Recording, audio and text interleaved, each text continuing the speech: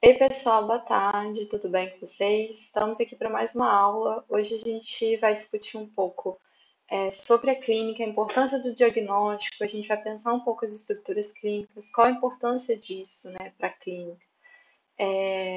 E aí, para me basear nisso, para pensar um pouco nessa aula, eu usei um texto, é o pós-fácil, que está nesse livro do Freud, que é essa nova edição, né, essa coleção nova do Freud, os textos não estão organizados por data, como era a coleção da Imago. São organizados por tema e a gente tem uma tradução bem melhor, né? Que é uma tradução que vem direto do alemão. Então, assim, tá uma coleção bastante interessante do Freud. E aí no final tem um texto do Antônio Teixeira que chama Neurose, Psicose e Perversão. A implicação do sujeito na nosologia freudiana. Então é um texto que me ajudou bem aqui a pensar, trazer alguns assuntos para a gente discutir, debater. Eu acho que conversam muito, né, com o nosso curso aqui. E aí, assim, eu também dou uma outra sugestão para quem quer se aprofundar nesse tema das estruturas clínicas. Esse livro aqui do Kinnear, chama As Quatro Mais Uma Condições de Análise. Eu acho um livro bem didático, assim, bem interessante para quem está começando, para quem já estuda ou trabalha há um tempo, porque ele tem, eu achei ele bem didático. E o primeiro capítulo dele chama As Funções das Entrevistas Preliminares. Então ele fala um pouco desse início do atendimento, né? Quando o paciente chega na clínica, e aí, o que que a gente faz? O que que é importante a gente é, entender, perceber, e aí ele vai falar do diagnóstico, dessa função diagnóstica, né? E a função diagnóstica envolve a gente entender que estrutura clínica é essa que está chegando ali, que está na nossa frente, né? Então acho que é válido e ajuda, me auxiliou também aqui a preparar um pouco sobre isso para vocês. Então vamos lá, pessoal, para a nossa aula de hoje, né? Antes de tudo, ele começa discutindo, o Antônio Teixeira, né, no texto, algumas mudanças a partir de Freud, né? O que que Freud traz que marca aí essa virada, né, da psicanálise e da clínica. Quais são os pontos importantes aí que Freud traz para a gente também? Primeiro, essa cisão sobre a categoria sobre as categorias psicológicas fundadas na primazia da consciência e do eu, né? Porque antes pensava-se a partir disso, né? A consciência era o mais importante, então vamos trabalhar sempre numa forma de uma adequação aí dessa consciência à realidade. E aí quando Freud traz o conceito de inconsciente e que o mais importante é o inconsciente, é aquilo que a gente não tem consciência, ele já está quebrando um pouco do que a gente estava acostumado e pensando uma nova forma de lidar com o adoecimento, assim, e até mesmo do que é essa realidade, né? Assim, de sair um pouco desse nível da consciência da razão. Aí, né? Um outro ponto importante que a gente já discutiu, a gente já teve aula bastante focada nisso, é o lugar que é dado à sexualidade, né? Que é justamente essa ampliação do conceito de sexualidade, pensar que a criança tem sexualidade, que todos somos perversos polimorfos, né? Todos temos necessidades de satisfação das mais variadas possíveis e de formas mais inusitadas possíveis também. E lembrando, né, assim, quando a gente fala dessa ampliação do conceito de sexualidade, é que sexualidade não está relacionada apenas ao sexo, né, ao sexo em si, mas vai muito além disso, né, é exatamente sobre essas possibilidades e necessidades de satisfação. O conceito de pulsão, né, então, quando ele traz a pulsão para falar sobre isso, essa energia psíquica ligada à sexualidade, isso que nos move, né, que anda lado a lado com a sexualidade também. O que que é satisfação? É a pulsão, né? Pulsão que busca essa satisfação a todo momento.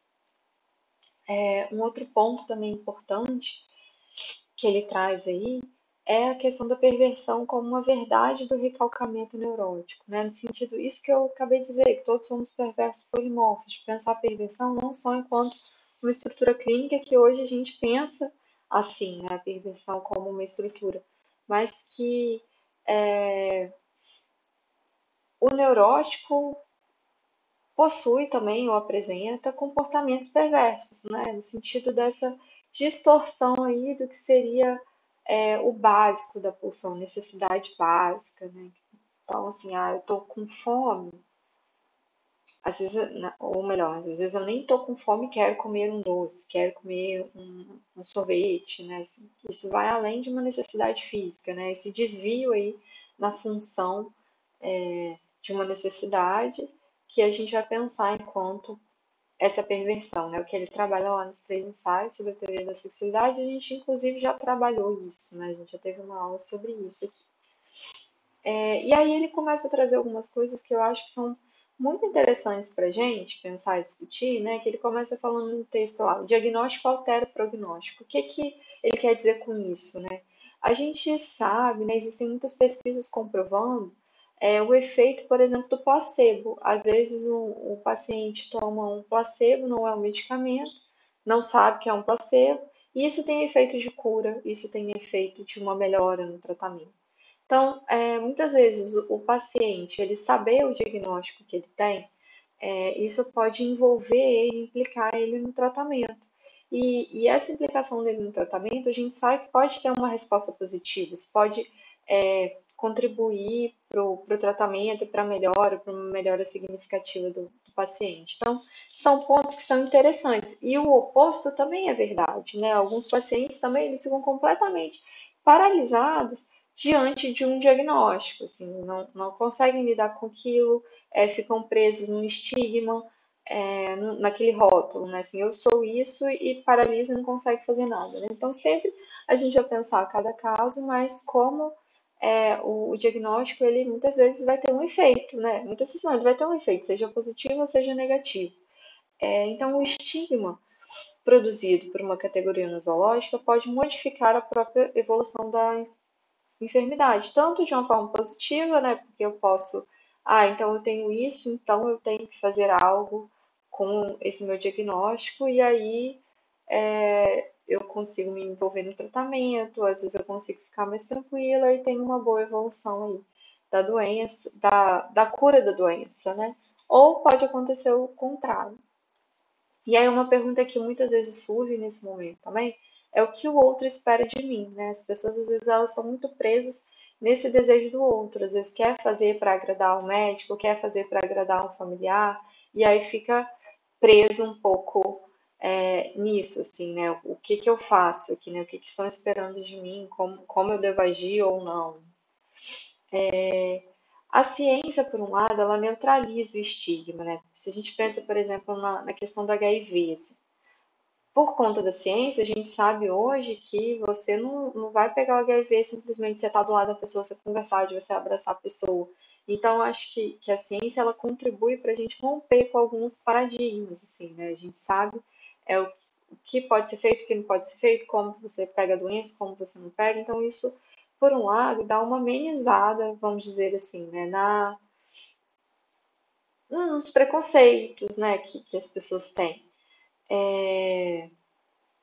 Eu acho que fica mais fácil da gente ter um diálogo, às vezes acolher, às vezes incluir, né? Pensando no atendimento de crianças, por exemplo, a questão do autismo, né?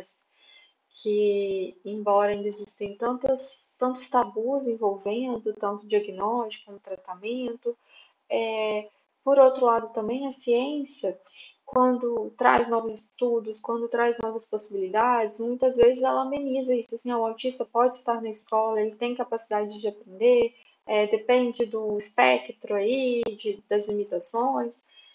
Então, isso, por um lado, ajuda também a incluir, né? Eu acho que o grande problema sempre vai ser o uso que vai ser feito do diagnóstico no ambiente escolar, por exemplo. Até que ponto que o diagnóstico da escola serve de fato para incluir ou não serve para segregar, né? Porque às vezes a escola exige um diagnóstico, mas ela não tem mão de obra, pessoas capacitadas para trabalhar com aquele diagnóstico, ou não sabe, simplesmente não sabe o que fazer, fica perdida ali. E aí, muitas vezes, acaba, ao invés de incluir, segregando, excluindo, né, rotulando. Aquele menino que é autista, aquele menino que é problemático, né? Aquele menino tem TDAH. Então, acho que é sempre um limiar, assim, né? Ao mesmo tempo que o diagnóstico ele é importante, porque ele conduz também, orienta o tratamento, ele orienta o paciente para que ele saiba o que ele tem, o que ele faz, como ele deve fazer, o que ele deve, que tipo de tratamento ele deve buscar, por exemplo. Mas a gente tem esse problema aí também do rótulo que muitas vezes fica e a gente sabe que fica mesmo, né? Então é sempre muito delicado isso, né? Pensar na questão do diagnóstico. No campo da patologia mental, do sofrimento psíquico, a ciência, eu achei isso interessante que ele coloca, né? Assim, que se por um lado a ciência ela neutraliza o estigma, né, como de algumas doenças aí, por exemplo, HIV que eu falei, no campo da patologia mental e do sofrimento psíquico, muitas vezes a ciência anda de mão dada com práticas de segregação. Como assim, né? O fato da pessoa receber um diagnóstico, às vezes, de uma esquizofrenia, de uma psicose, né? Assim, ele é tido, né? Assim, essa pessoa é tida como louca, ela perde a voz, né? Assim, ela não tem direito de falar, ele não sabe o que está falando. Então, o louco ele passa a ser privado do valor de sua palavra. Ele não tem voz, ele é excluído fisicamente, né? Nas internações que às vezes acontecem, ou tratados como alguém com comportamento inadequado, com déficit cognitivo, né? Então, ou seja, não importa muito, não vão levar em consideração o que ele está falando, não, porque ele não sabe o que ele está falando. É como se a ciência colocasse no louco como se não tivesse nada a dizer. A ciência não consegue ouvir ou entender o que esse louco, o que essa pessoa tem a dizer, assim, o que é isso que está acontecendo ali, né? Então, no campo da saúde mental, a ciência ainda deixa a desejar, vamos dizer assim, né? Tem algo que ela não dá conta e aí o Freud aparece justamente nesse buraco que fica aí, nisso que não dá conta, e ele percebe que não, pera lá, essas pessoas têm algo a nos dizer, vamos escutá-lo, vamos entender o que é isso. Então, a partir do século XIX, que a psicopatologia ela utilizava, né, utiliza ainda de padrões normativos de classificação. Então, surgem aí as classificações, né, psicopatológicas, que vão dizer, né, se esse sujeito se enquadra dentro desse quadro aqui, ele executa todas as funções, ele consegue fazer todas as atividades ou não. Porque se ele não se enquadra aqui, então se ele é tido como louco, ele é o alienado, então a palavra dele não vale muita coisa, assim, não importa o que ele tem a dizer, assim, porque ele não sabe o que ele está dizendo. Então a loucura, pensada como desvio, e aí a cura para esse desvio seria encaixar essa pessoa num padrão que fosse aceito socialmente, né? Então, é tentar adequar esse comportamento, é tentar padronizar de alguma forma esse comportamento para que essa pessoa se torne, né, um termo muito utilizado hoje, funcional, né? Então, precisamos de indivíduos funcionais. Então, esse indivíduo que está fora do padrão, não fala coisa com coisa, que não quer ficar sentado na sala de aula, que bate em todo mundo. Então, a gente precisa adequar esse comportamento dele para que ele se comporte dentro da sala de aula, para que ele fique calado. Não importa se ele está aprendendo ou não, o que ele tem a dizer ou não sobre isso, ou o que está fazendo ele ficar tão agitado assim, não importa. Importa que ele seja incluído nesse padrão socialmente aceito, né? Acho isso forte, né? Mas é o que acontece muito hoje ainda também. Tem muitas práticas da psicologia que apostam nisso, né? Em tornar os indivíduos funcionais. Isso é bastante delicado, né? A gente viu, conversou um pouco disso nas aulas sobre o autismo também. Então aí eu pego uma citação do Antônio Teixeira, agora que eu vi, que eu não escrevi o ano ali, deixa eu ver aqui o ano da publicação do livro.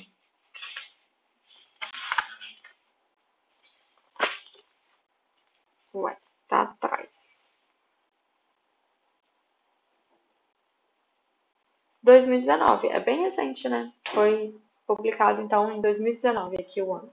Ele diz lá no texto, ó, a psicanálise surgiu antes como resposta ao mal-estar gerado pela dificuldade que experimenta o sujeito em se adequar à classe que o nomeia, por se haver com algo da exigência pulsional que o divide, ou seja, que não se deixa integrar em sua unidade representativa de indivíduo. Então, olha só, o que Freud já percebe? Que esse mal-estar que está aparecendo aí é justamente por uma dificuldade que o sujeito tem em se adequar a isso que esse ambiente que ele está, essa classe que ele está inserido. Então tem algo que ele não consegue fazer ali, não consegue se ajustar aquilo ali, que causa um mal-estar nele, e porque ele tem outras exigências profissionais, ele quer fazer outra coisa, ele não consegue se inserir ali, e aí isso causa um mal-estar, causa o adoecimento. Então há sempre algo da pulsão que divide o indivíduo, que o diferencia.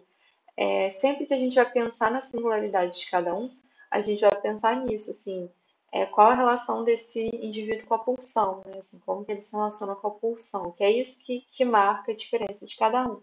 E que não pode ser representado, porque a pulsão não é representada, assim, né? Existem representantes ideativos da pulsão, mas a pulsão em si você não consegue apalpar, não consegue pegar, não consegue estar nesse contato direto com ela, né? Então, tem sempre algo que eu não consigo falar, que me escapa, né? Assim, tem sempre algo que é próprio, que é meu e que eu não consigo explicar completamente, né? Quando a gente fala do gozo, é isso. A partir do momento que você está falando, você já não está mais gozando, né? Então tem algo que se perde com a própria linguagem, tentativa de interpretar e de falar sobre aquilo. Então, algumas outras considerações que ele traz aí, que eu achei interessante, importante, né, pra gente.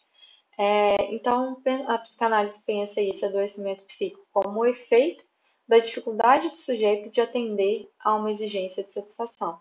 Então, tem algo da minha pulsão quer satisfação, às vezes por uma questão moral, às vezes por uma questão cultural, da sociedade ali, eu não posso obter essa satisfação, eu não consigo. E aí, da dificuldade de lidar com essa pulsão de eu quero, mas não posso, ou não devo, o adoecimento ele muitas vezes vem. E aí uma coisa importantíssima que Freud traz é justamente dar voz ao louco, às pessoas que são adoecidas, e ele faz isso através do método dele, que é a associação livre. A associação livre é você falar tudo que vem na sua cabeça, independente do que seja. Né? Sem você obedecer uma ordem, ou sem você fazer um programa, eu tenho que falar isso, isso, isso, ou sem você ser direcionado pelo profissional que você tem que falar sobre tal tema, tal coisa, né? É claro que existem os mitos aí, as lendas de que o analista não fala nada, só fala e a gente sabe que nas entrevistas preliminares muitas vezes a gente fala até demais, porque a gente precisa falar, a gente precisa entender o que está acontecendo. Mas é diferente você perguntar e tentar entender do que você direcionar o que aquela pessoa tem que falar. E que sabemos que algumas práticas às vezes vão trabalhar assim. Então, pela associação livre, Freud está dando a voz a esse louco aí. Ele retira a função da linguagem de representar a realidade para a possibilidade que a linguagem apresenta de gerar significantes inéditos, reveladora de uma verdade que se apresenta no engano. Então, isso também eu acho interessantíssimo, né? A verdade ela é de cada um. O Lacan traz essa questão, né, da verdade enquanto algo que engana aí, de enganosa, porque tem algo que está além, né? Assim, é justamente no engano que aparece, é na falha da linguagem que aparece o inconsciente. A verdade está relacionada ao inconsciente aí, né? Uma verdade que é própria de cada um. Então, essa ideia de uma coisa muito objetiva não tem, né? Assim, o que é a verdade? Que a verdade é só isso, pronto, acabou. Não, é que é a verdade de cada um. É como cada um lida com suas próprias questões aí e como cada um utiliza a linguagem para trazer novos significantes e novas significações para sua vida, para as coisas que faz e como as coisas acontecem, né? Como cada um lida com as coisas que acontecem. Então, dar a palavra aqui seria ouvir o que a perturbação tem a dizer, ou melhor, o que ela quer dizer. Então, Freud está dizendo para gente, isso que está te perturbando quer dizer alguma coisa, né? Assim, pensando no adoecimento neurótico, esse adoecimento aí, é isso que está se manifestando, é o retorno do recalcado, né? Então, tem algo a nos dizer. E o que isso quer dizer? Né? O que ela quer dizer? Então, para cada sujeito, o analista deve questionar qual o modo de satisfação que está envolvido ali e que tipo de impedimento está em causa. O que está me impedindo de obter essa satisfação, né? Assim, por que eu estou adoecendo, como que eu me relaciono com isso. Então, são perguntas que cabem ao analista e são importantes o analista fazer também.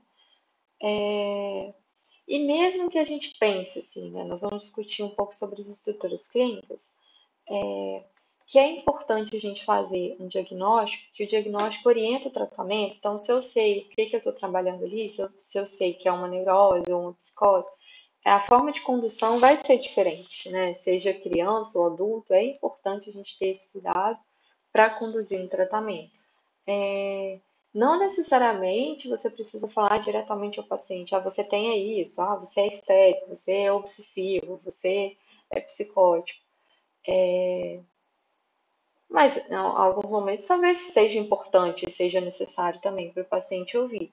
Mas mesmo assim, a gente tem que ter cuidado que, primeiro, mesmo atendendo, sei lá, duas histéricas, cada uma tem traços que são singulares, características que são próprias de cada um. A gente não pode nunca perder de vista a singularidade de cada um. Por outro lado, o que a gente também tem que ter cuidado é que às vezes é difícil da gente chegar no diagnóstico. Nem sempre é tão simples, às vezes parece tudo misturado e aí a gente demora um tempo até perceber quais são as características que prevalecem, né, em cada indivíduo. Então, isso eu acho que é um ponto importante. E mesmo assim, ainda existirão casos que são classificáveis. Alguns casos a gente não vai conseguir enquadrar dentro de uma dessas estruturas clínicas. Às vezes a gente realmente são casos inclassificáveis. E aí, para a gente entender melhor as estruturas clínicas, eu achei que vale a pena a gente discutir aqui. Eu acho que isso é importante, né? Algumas pessoas ainda têm um pouco de dificuldade. Então, eu pensei em trabalhar com vocês sobre esses três modos de negação do Édipo. Aí a gente estudou sobre o complexo de Édipo, sobre esses três tempos do Édipo, que o Lacan, como Lacan pensa o Édipo. E a gente já discutiu algumas vezes, assim, que a forma como o indivíduo passa por isso impacta, né, vai ter um peso diretamente na estrutura clínica que vai se desenvolver. E como que cada um passa por isso, né? Depende desses modos de negação do édipo. No caso do neurótico, ele nega o édipo a partir do recalque. Então, o recalque vai acontecer, ele vai esquecer aqueles primeiros anos de vida ali, aquilo que aconteceu. Então, ele nega pelo recalque, mas o mantém no inconsciente. Então, pela via simbólica, isso se mantém no inconsciente. Então, se eu passei pelo complexo de Édipo, né, assim, eu posso dizer que esse indivíduo ele é neurótico e que ele tem também esse campo do simbólico constituído ali, né? Eu posso falar que tem um sujeito que, como é aquele quadro que a gente já viu em algumas aulas anteriores aí. Uma outra possibilidade seria o desmentido, que é uma recusa aí da castração, né? Então, o perverso, deixa eu tirar meu vídeo aqui para vocês. O perverso, ele sabe que existe a castração, ele passa lá para esse complexo de Édipo, mas ele nega a castração. Ele nega a castração e mantém o fetiche. Então, ele recusa, é uma recusa mesmo que ele faz a castração. Aí a gente vai estudar depois essas estruturas, tá? E eu falo um pouco mais de cada uma para vocês. E a última possibilidade de negação do Édipo é a foraclusão, que é no caso da psicose. O psicótico nega e não conserva, né, a, o, a castração, assim, né? Então, não houve a castração, né? A verdade é essa, né? Assim, ele está incluído fora do simbólico. Fora a inclusão é a inclusão fora do simbólico. Então, não se constitui campo simbólico aqui no psicótico. Ele fica preso ali ainda no imaginário, né? Então, a gente não tem essa entrada no campo do simbólico. Por isso que a gente vai ver no psicótico muitas vezes a dificuldade mesmo com a linguagem, né? Com o duplo sentido da linguagem. Não que ele não vai falar, não vai se comunicar, vai, mas ele tem algumas limitações com relação ao campo da linguagem, ao campo da socialização, assim, isso às vezes vai ser mais difícil para eles, né? E aí aqui então tem um quadrinho que ajuda a pensar um pouco, a entender, né? Eu tenho aqui então a neurose, deixa eu tirar meu vídeo, né? Senão vocês não vão ver. Então eu tenho aqui a neurose, a forma de negação é o recalque, o local de retorno é o simbólico e o fenômeno que aparece é o sintoma, né? O sintoma neurótico aí. A perversão, então, a forma de negação é o desmentido ou uma recusa, o local de retorno também é no simbólico e o fenômeno que aparece muitas vezes é o fetiche. A psicose, então, tem a foraclusão, é o local de retorno é no real, né? Então, às vezes a gente vê, porque mesmo o campo imaginário, né, ele é um pouco distorcido, né, no caso do psicótico, assim, fragmentado, né, a esquizofrenia, por exemplo, o sujeito tem sua imagem toda fragmentada, é como se ele não conseguisse constituir completamente nem mesmo o campo imaginário. Então ele fica muito no real, né? Por isso que é aquilo que ele tá, as alucinações, né, que é o fenômeno que aparece aqui, aquilo que a pessoa está dizendo para ele, aquilo é a realidade, é aquilo mesmo, não tem um duplo sentido ali no que está dizendo, né? E aí, para a gente entender um pouquinho melhor, vamos discutir cada uma dessas estruturas clínicas, né? A neurose, então, como eu disse já, o sujeito ele atravessa o complexo de Édipo, e aí depois vai acontecer o recalque, né, que é essa amnésia infantil. Aparece o sintoma, né? Então, o retorno do recalcado vem como sintoma, e aí esse sintoma muitas vezes não tem uma causa física, orgânica, né? Você faz exame, não tem, uma enxaqueca, fiz um monte de exame, fiz eletro, fiz tomografia, fiz um monte de coisa, não tem nada físico, né, me causando isso, e às vezes você vai investigar e são questões psíquicas mesmo, né, que estão causando esse adoecimento. É uma grande característica da neurose a dúvida, né? O neurótico ele tem a dúvida assim como uma característica muito forte. Duvida de tudo, nunca tem certeza, acha que vai fazer de um jeito e depois pensa e acha melhor não fazer. Então, sempre vai pensar 1 milhão de vezes antes de tomar qualquer decisão, né? Uma dificuldade grande, às vezes, com as decisões. Um exemplo que eu coloco aqui também, né, é do Homem dos Ratos, né? Ele pensava, se eu vejo uma mulher nua, meu pai deve morrer. E aí, o que que ele faz enquanto neurótico? Ele vai recalcar o desejo de morte do pai, porque isso é insuportável para ele pensar que o pai deveria morrer.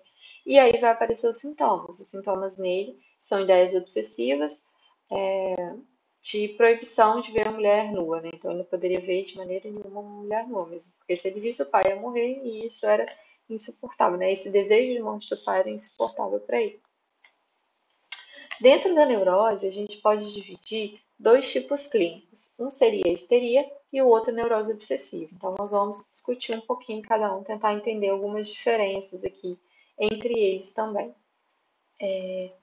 Então, no caso da neurose obsessiva, o conflito psíquico é marcado por sintomas compulsivos, ideias obsessivas, compulsão por atos indesejados, ritos, dentre outras coisas, né? Então, é aquele pensamento que você não consegue tirar, né? Você fica pensando aquilo o tempo todo, se repete, né? Pode aparecer em forma de compulsão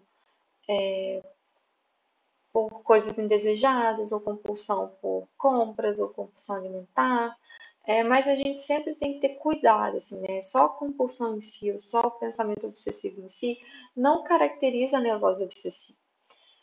Às vezes esse pensamento obsessivo também, ele aparece muito, um pensamento compulsivo, assim, ruminante, né? Ele aparece também como quase como uma defesa, assim. Então eu já vi casos assim, de estruturas histéricas que apresentam esse pensamento muito repetitivo, mas como uma defesa para a gente não falar do que realmente importa, que muitas vezes está relacionado à sexualidade também, né? Questões da sexualidade do feminino. Então, esses pensamentos que aparecem e ficam repetindo aquilo o tempo todo e não consegue parar de pensar naquilo, é quase que também uma defesa para não pensar daquilo que realmente importa, sabe?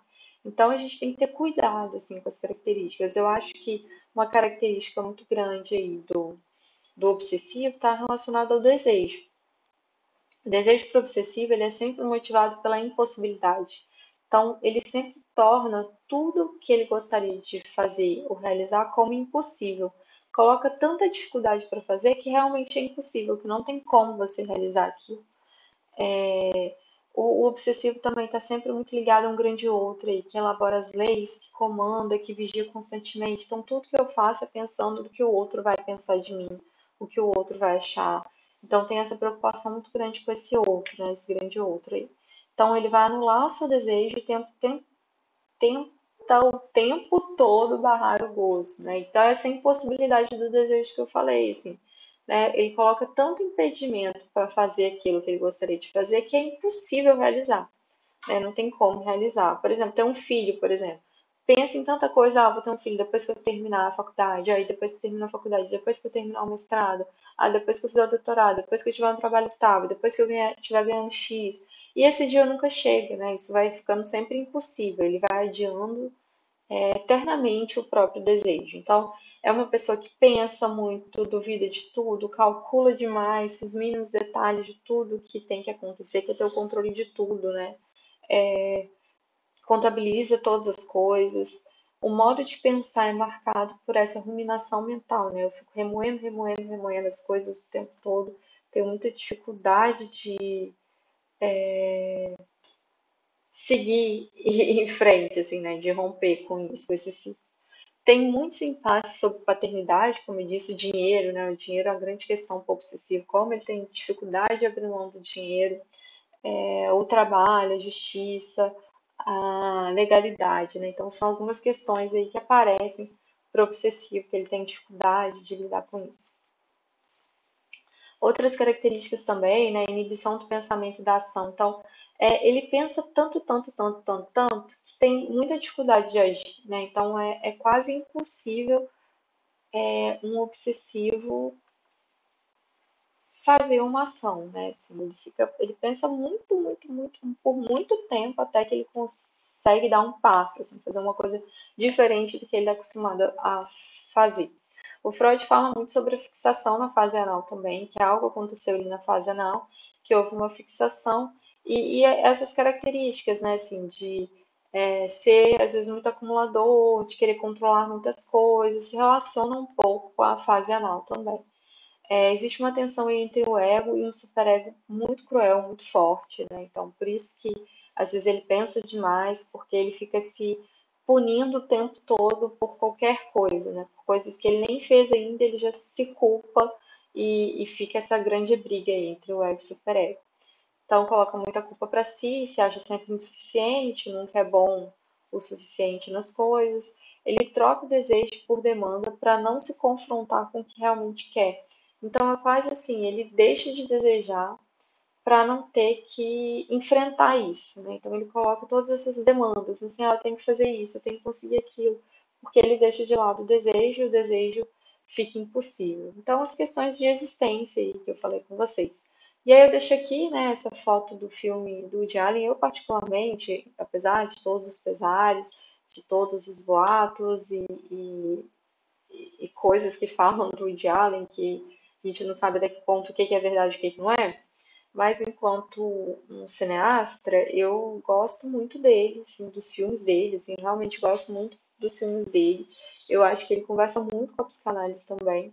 E esse filme especial, Noivo Neurótico, Noiva Nervosa, eu acho que fica muito claro, assim, a gente consegue ver exemplos muito bons do que é um obsessivo, do que é uma histérica, sabe? Então, acho que é muito legal, assim, acho que é muito bacana. Eu recomendo, eu realmente gosto, apesar de todos os boicotes que fizeram nos últimos anos a ele e, né, das confusões envolvendo ele.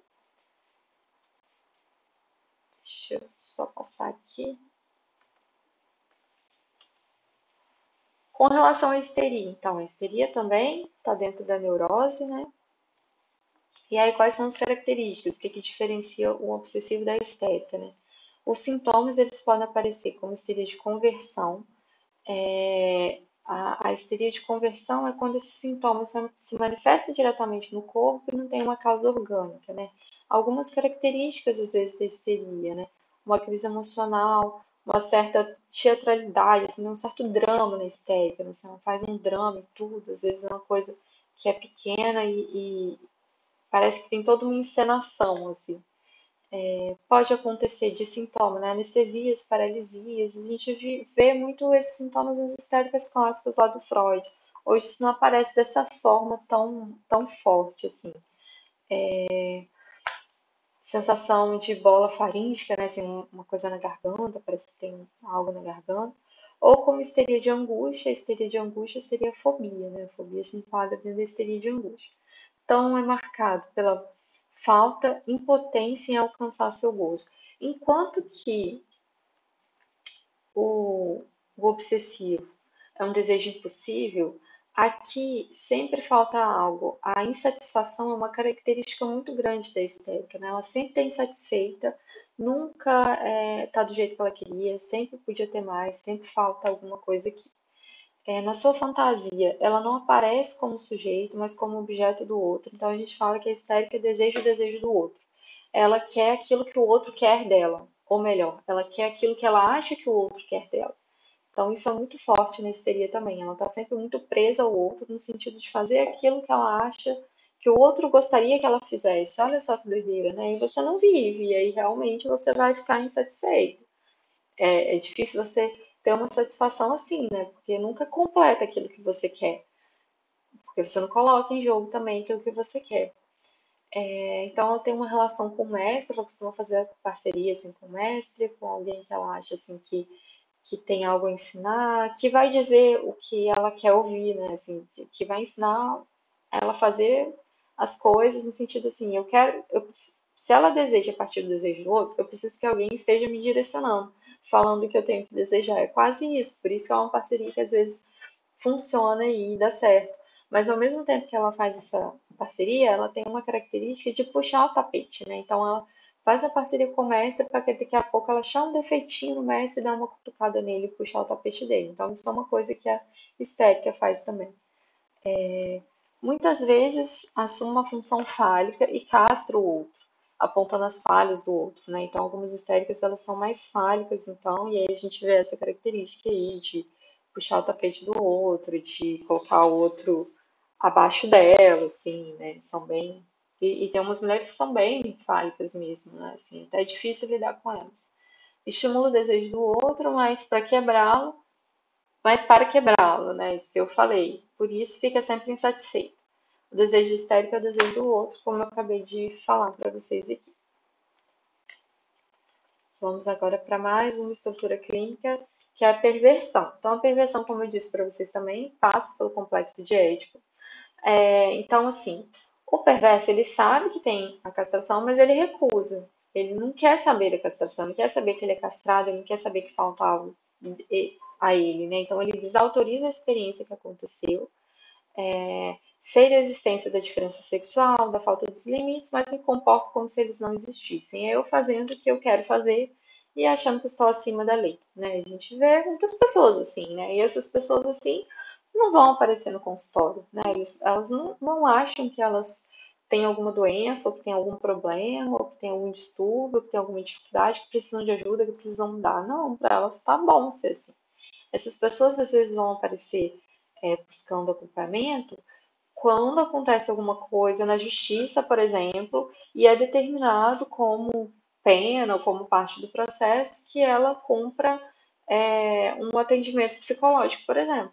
E aí só assim essa pessoa vai aparecer no consultório, porque se não for assim, não tem porquê, para ele tá bom, ele passa por cima, dá a volta na lei, né? Então, uma maneira também que a perversão aparece é como forma de fetiche, né? O sadismo, o masoquismo são possibilidades de aparecer. Mas enquanto estrutura, eu acho que a característica aqui, porque pode ser uma fantasia neurótica, assim, né? Uma fantasia perversa, neurótica, só enquanto uma fantasia, né? Um ato, não necessariamente como uma estrutura. Eu acho que o que diz pra gente dessa estrutura perversa está muito com esse limiar da lei, a pessoa que joga com a lei, passa por cima da lei, faz coisas sabendo que está fazendo, que é uma coisa errada, mas ela tem a satisfação com isso, de fazer isso, de que ninguém vai descobrir, ou vou conseguir fazer sem ninguém descobrir que eu fiz isso, sabe? Então tem isso é muito perverso. É uma característica bem da perversão. E a psicose, que seria essa última estrutura clínica aí para a gente fechar aqui hoje, não se inscreve no simbólico, então o psicótico ele não passou pelo complexo de Édipo, houve uma foraclusão ali do nome do pai, né? Então algo aconteceu que esse pai ele não teve força suficiente para fazer a castração. Não significa que é uma mãe solo que vai ter um filho psicótico. Pode ser que seja uma mulher que estava casada com um cara e o cara não conseguiu exercer em nenhuma outra pessoa, porque são funções, né, gente? A gente já falou isso aqui. Não precisa ser o pai biológico exercendo isso. Então, são funções. Então, e aí pode ter acontecido dessa pessoa não conseguiu ter um peso ali de exercer essa função do nome do pai, né? Então, é o que pode acontecer. Então, não se inscreve no campo simbólico, É uma perturbação que promove a perda de contato com a realidade, perturbações de comunicação, ausência de consciência do estado mórbido, dificuldade de adaptação social. É importante a gente pensar também que nem todo psicótico vai estar alucinando ou vai estar em crise quando chega no consultório, ouvindo vozes. Isso pode não estar acontecendo, pode não ter acontecido nada disso. Então chega uma pessoa que está trabalhando, às vezes é uma pessoa que tem um relacionamento, às vezes tem um casamento ou não, mas que às vezes vai ter comportamentos um pouco diferentes. Às vezes tem dificuldade no trato social, dificuldade de se adaptar a exigências sociais aí, essa dificuldade de entender o duplo sentido da linguagem. Às vezes você fala com ironia, a pessoa não compreende. Então são coisas que é, a gente precisa ficar muito atento, né? Então não espere que vai chegar no consultório uma pessoa ouvindo vozes, é alucinada e só esses serão os psicóticos, né? Que vão ter psicóticos que não surtaram e são psicóticos. E aí, se você não os trata como, poderemos ter problemas aí na frente, né? Você pode desencadear o surto dessa pessoa se você insistir em cortes neuróticos, assim, né? Em tratar como se fosse um neurótico, a gente pode ter alguns problemas futuros aí. Então tem uma ruptura aqui entre o ego e a realidade, o id passa a dominar o ego, né? Então é uma coisa assim de satisfação independente, né? Assim, que é diferente do perverso que sabe que tem a lei e quer burlar a lei. Aqui é como se ele nem compreendesse bem a lei, assim, porque não passou por isso, não passou pela castração. Em momentos delirantes, o ego reconstrói uma nova realidade de acordo com os desejos do id. O indivíduo sofre com as vozes, intuições delirantes, ecos de pensamento, ouvir pensamentos repetidos, pensamentos impostos, reconhece o pensamento como autônomo. Isso em alguns casos, né? Como eu disse, nem todos estarão em surto, nem todos estarão nesse quadro aí. As ideias psicóticas não podem ser submetidas a dúvidas e a questionamentos. Então, se por um lado a neurose tem como característica a dúvida, a característica da psicose é uma certeza absoluta. Você fala com a pessoa, ela tem certeza daquilo, aquilo não é questão para ela não está na dúvida daquilo, ela sabe daquilo, aquilo é a verdade para ela. Então, essa certeza absoluta a gente sempre tem que ter um pé atrás. Eu acho que também é uma característica para deixar a gente assim ligado e tentar pensar nesse diagnóstico, porque nem sempre é simples, né?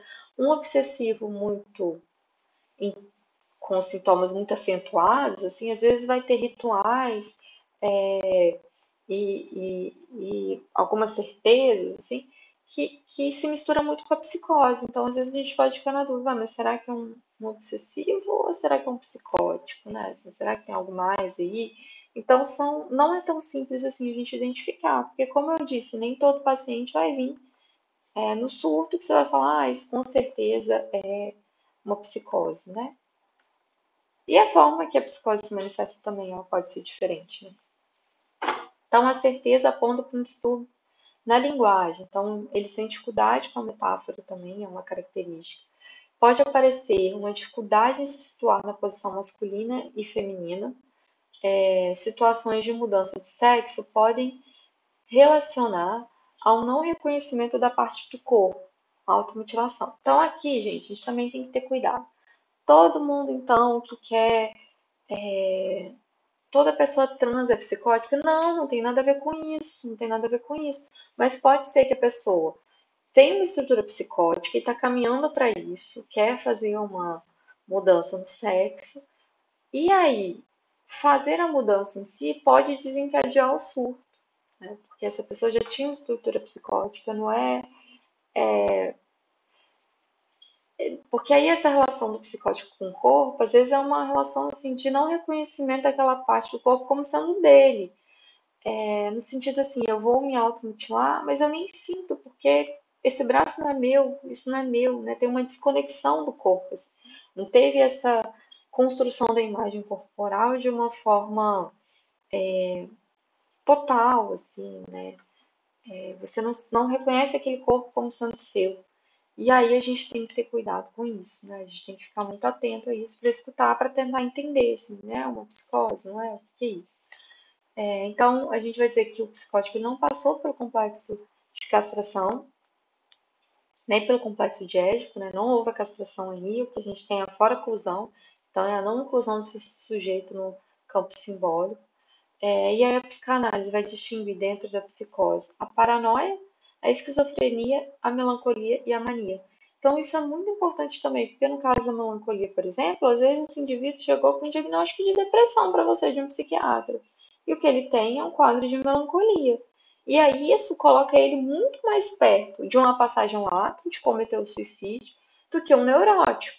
Né? Porque o neurótico, até tem um filme do Woody Allen, eu não sei se é Hannah e suas irmãs, ou esse noivo neurótico mesmo, que aí tem uma cena que o Woody Allen fala, acha que tá doente, ele acha que tá doente, ele nem sabe se tá, ele acha que tá doente, ele pensa assim, ah, mas se eu estiver doente eu vou morrer, se eu vou morrer é melhor eu me matar, mas se eu me matar, eu vou ter que matar meus pais, como é que meus pais vão suportar viver com um filho que se matou? E se eu tiver que matar meus pais, eu tenho que matar meus avós. E aí, se eu tiver que vai ser uma chacina danada, não tem condição de eu fazer isso.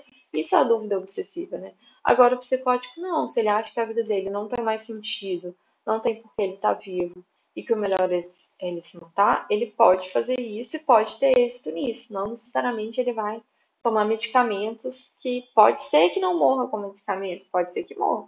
Mas muitas vezes ele vai fazer coisas mais que são mais irreversíveis, tipo pular de um prédio, né? Assim, é mais complicado você reverter isso, a pessoa sobreviver a isso. Então, por isso que a gente tem que ficar muito atento, por isso que o diagnóstico é tão importante pra gente, né? A foto que eu deixei aqui é do livro, do filme O Solista, não sei se vocês já viram. Eu acho esse filme muito bonito, muito bacana, assim, muito legal. E conta a história também desse cara aqui, que ele é um esquizofrênico, né? E toca violoncelo, e aí ele vai morar na rua, e aí o jornalista encontra ele, aí consegue um violoncelo para ele, ele volta a tocar, mas aí tem os episódios, né, os surtos. É muito bacana o livro, assim, é baseado na história real, né, do Nathaniel, se não me engano é Nathaniel mesmo o nome dele. Existe até um instituto que leva o nome dele, assim, que tenta fazer um trabalho social relacionado a isso, saúde mental, aos moradores de rua. Então é bem interessante. Eu recomendo também, quem não viu, vale a pena assistir. É muito bonito o filme. Tem um livro também, assim, eu gosto muito. E aí, só pra gente finalizar algumas coisas, o Cisne Negro também é outro filme muito legal que eu acho que também a gente pode pensar enquanto uma psicose aí, né? Bem, bem bacana o filme, pesado e muito bacana. Algumas características, últimas informações, assim, né? Pra gente finalizar a aula, pra gente pensar um pouco também. A gente não pode curar do inconsciente. Então, isso significa que se eu tenho uma estrutura psicótica, eu não vou transformar o psicótico num neurótico. Se eu tenho uma estrutura neurótica, eu não vou transformar um neurótico num psicótico. Ah, mas ele virou psicótico. Não, às vezes só desencadeou o surto quando ele estava mais velho, ou às vezes nunca vai desencadear. E aí ele vai viver a vida todo mundo achando que tá ok, que não tem problema. E às vezes ele vive a vida ok mesmo, tá tudo bem, sabe? Eu acho que a nível de tratamento é importante a gente entender, né, que estrutura é essa que a gente tá na nossa frente ali, porque a gente precisa ter cuidado na forma de condução, é que vai orientar a condução, né? Então, com os neuróticos, com o obsessivo, por exemplo, às vezes você tem que pegar mais pesado, e às vezes vai ser pela via do ato mesmo, porque senão não vai mudar, né? Às vezes você vai ter que deixar o obsessivo esperando lá fora um pouco, enfim, fazer algum ato ali que mexe um pouco com aquela estrutura, daquele controle, né, que o obsessivo quer ter. E se você tá com um psicótico na sua frente e você não tem cuidado com isso, às vezes você acha que é um obsessivo, então eu tenho que pegar pesado, eu tenho que fazer determinadas coisas, e aí você pode desencadear a psicose também, que não está declarada ali. Então, por isso que é tão importante a gente ter cuidado aí. Eu acho que a estrutura clínica é para nos orientar, né, a nível de tratamento mesmo, assim, de direção do tratamento, né? Como que a gente vai conduzir o tratamento. Eu acho que isso é importantíssimo. Então, é isso que eu pensei para a nossa aula de hoje, né? Assim, que eu acho que eu achei muito interessante o texto do Antônio Teixeira, eu acho que dá para a gente pensar e discutir algumas coisas. E eu achei importante retomar essa questão das estruturas clínicas com vocês, assim, para complementar mesmo esse curso, para a gente pensar, porque essas estruturas elas são formadas ali na infância Então, a gente já consegue ver essas características nas crianças também. Então, a gente precisa estar atento para a gente conseguir fazer uma boa condução do tratamento aí, para a gente saber onde a gente pode pegar mais, onde tem que ter um pouco mais de cuidado. Então, é isso, pessoal. Qualquer dúvida, eu estou à disposição de vocês, tá? Não deixem de perguntar, de comentar, e a gente se encontra na próxima. Um abraço para vocês e bons estudos!